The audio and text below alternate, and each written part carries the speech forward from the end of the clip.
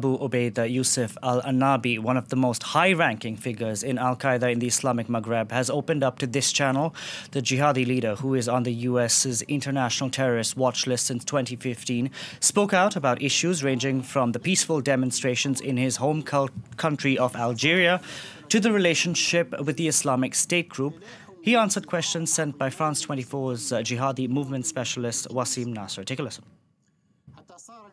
في الختام أرجو أن أكون قد أجبت بشيء من التفصيل على أسئلة الصحفي الشهير وسيم نصر الذي أشكره مجددا. Now, France 24 chose only to show you that, a specific portion of that sound bite. For more, we can bring in Wasim Nasser. Wasim, firstly, how did you get him to respond to you?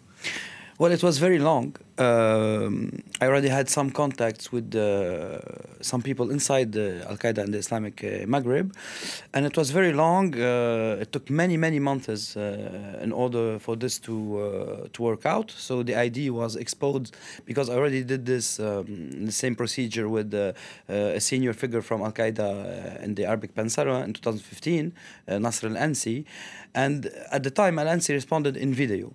So I tried to do the same with the Aanabi. I asked for him to answer in video. It didn't work out. He answered in audio. And then I sent 12 questions written, then in audio.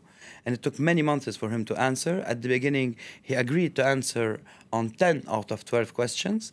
He didn't want to answer 2 questions about the relation with the Islamic State. I insisted on this, and he finally accepted to answer. But it took 2 more months for this to happen. And I asked particularly that the answers come in video or in audio and stamped by the group. This way, we know for sure that it's him who is answering those questions. Are we sure it's him? Yes, because it's issued by the group. It was sent to me by the group, and it is his voice. In so this this video is very format. important. Yes, exactly. So this is very important in order to confirm that it's him who's speaking and to erase any doubt about the authenticity of these answers, where he talks about many issues, many important issues, as you said. Now, what did he have to say about threats on France?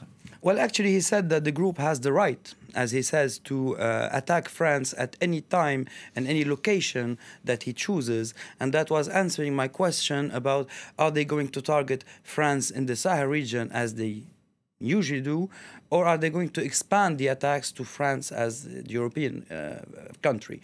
So he was a little bit vague, but he said that they have the right to do whatever they want in response to French actions in the Sahel. So he didn't exclude attacking France on French soil. He talked about 2 French companies in particular, about Total and Areva, because he accuses them of stealing African wealth. And he goes into references talking about what we know as being the France-Afrique issue.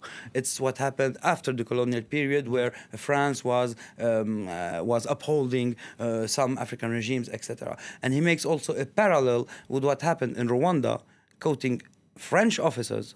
Yeah.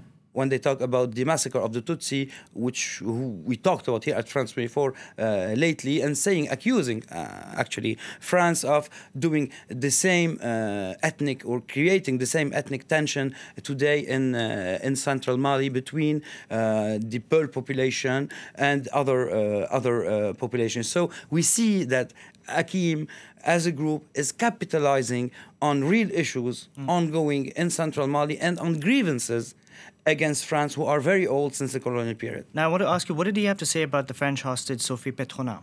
Well, actually, the group issued in late December a statement saying that they will not discuss publicly the fate of hostages anymore. So I wanted to ask him this question about Sophie Pétronin, which is very sick.